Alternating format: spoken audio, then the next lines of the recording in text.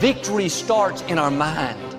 When your vision is limited, your life will be limited.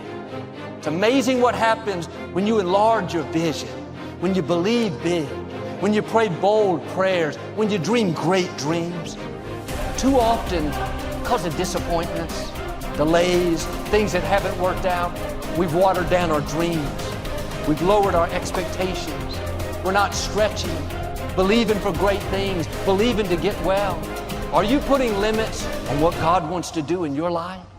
Are you focused on what you think can happen only in your ability? Your existence is constantly an engagement with the universe, but your mind becomes against the universe. If you create a psychological condition that you're against or you're in competition with the universe or the cosmos, obviously you will feel crushed for small things. Your default mode is to say, I'm an imposter, I'm a loser, I'm not likable, nobody likes me, I'm not lovable. It has become part of your default mode network. And it's super important for you to realize that just like I could go from being a right-hander and teach myself how to be a left-hander, it is the exact same process for you to go from somebody who defaults to thinking negative garbage to becoming somebody who thinks directly. And just like learning to go from writing with your right hand to teaching yourself to write with your left hand, it is going to be a process, not an event. It is going to require you to switch out of the mode where you automatically grab the pen with your right hand and you direct your thoughts to deliberately grab this pen with your left hand. Things are going well, you're happy. When things are not going well, you're sad.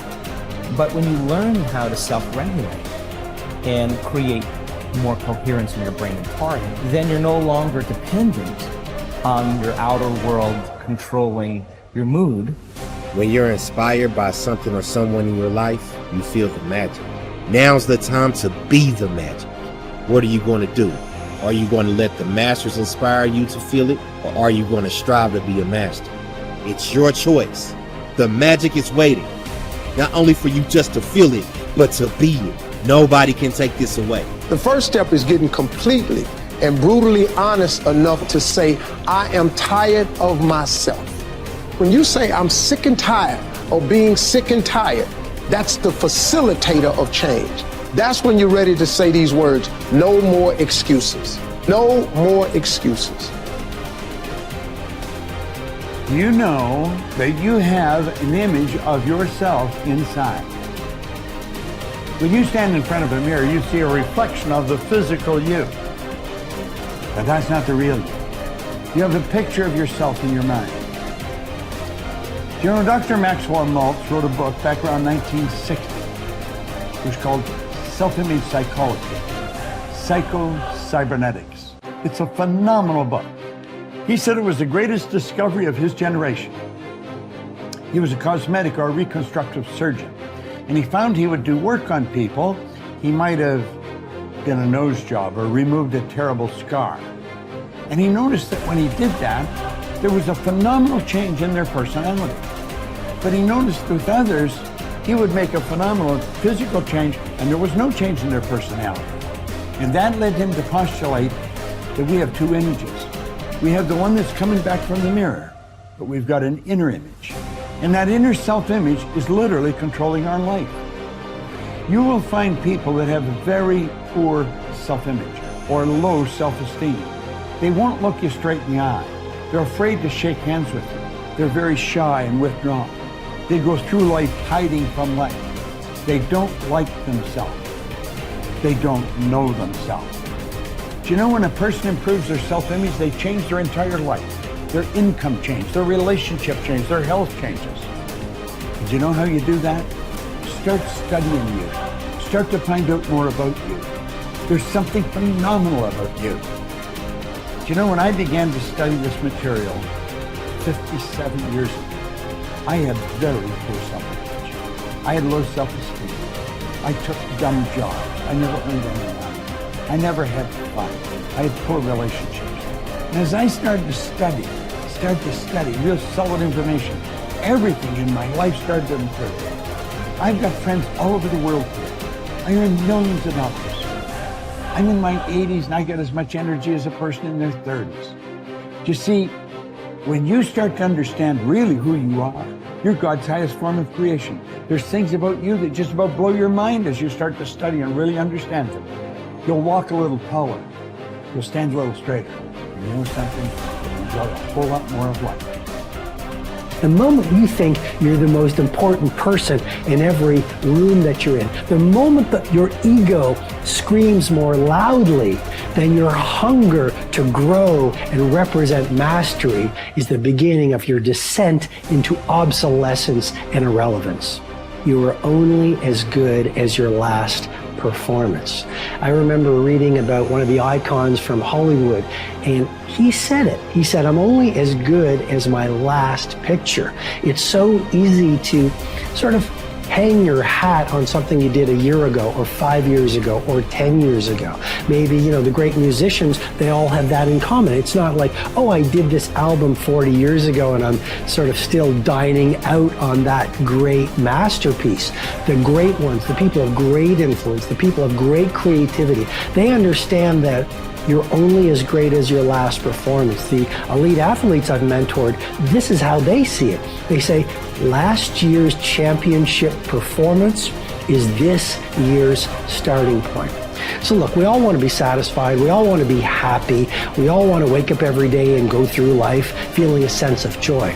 But there is a great danger in being completely satisfied. When I work with the billionaires and the titans of industry and the Hollywood superstars, here's what I notice. They're never satisfied. Now, sometimes if you don't manage that unsatisfaction, you're going to be a very unhappy person. I'm just reporting on reality. A lot of the true titans, it's never enough. They are always dissatisfied. They always want to work their craft better. They always want to have more influence. They always want to have greater impact. They always want to grow their movement. So just remember that first element of this deconstruction. Satisfaction breeds stagnation. You want to be joyful and grateful, and yet at the same time, you never want to lose the fire in your belly to be better, to materialize more of your primal genius, to offer value to more people, and to grow the very thing that you do. So, worrying about whether something will or will not happen is not only completely futile, and what is now being discovered by science, actually adds fuel and power to that thought, making it potentially more likely to occur. Not all of your thoughts have the capacity to change your world. Only the habitual ones, or those that are fueled by emotional intensity. Most people meander through life, ending up in a career because of chance, not choice, and are not that passionate about anything. Therefore, they fail to engage this force in any way other than stressing about their credit card bill. It is the addition of emotion to thoughts that give them their power. How that happens, we don't really know yet. Although how the brain deals with emotions may hold a clue, for a long time it was assumed that emotions arrived after thought.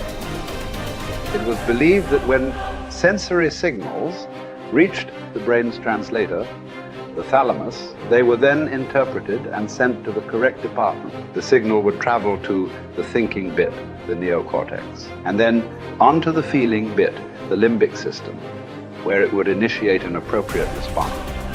Joseph Ledoux, a neuroscientist at the Center of Neural Science at New York University, was the first to discover that this wasn't the case. There are two little almond-shaped structures called the amygdala perched above the brainstem on either side of the brain. They control emotion. Ledoux's research proved that when signals from the senses reached the thalamus, two signals were sent out, not one.